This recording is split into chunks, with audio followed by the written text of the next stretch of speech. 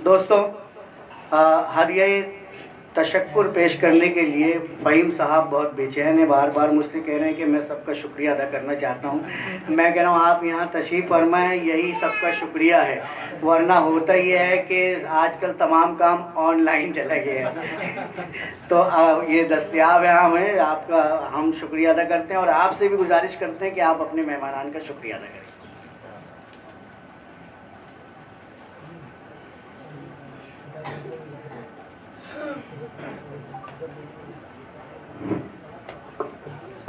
हस्बे फितरत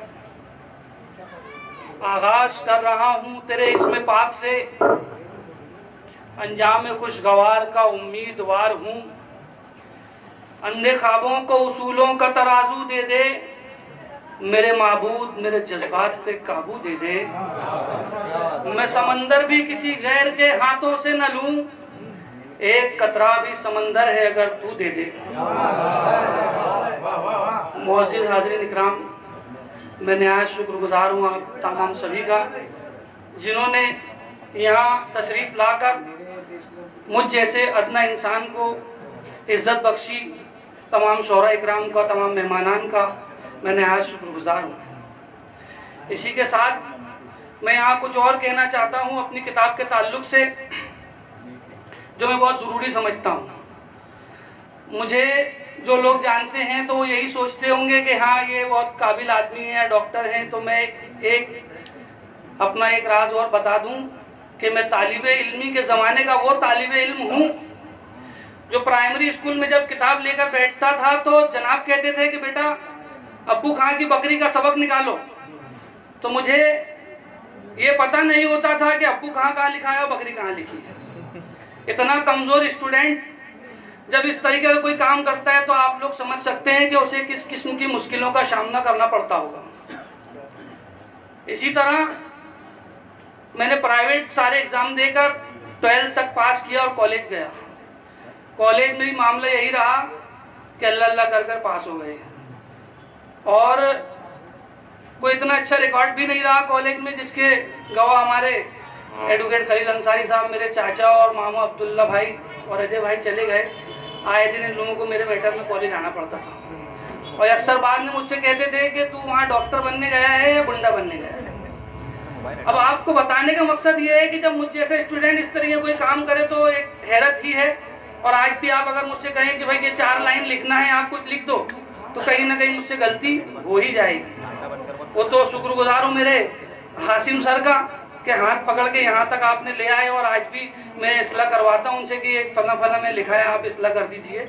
बहरकैफ ये एक सच है। बताने का मकसद ये है कि जब मुझ जैसा कमज़ोर तालिबे इल्म इस तरीके का काम कर सकता है तो हमारे अपने शहर में बहुत काबिल लोग पड़े हैं।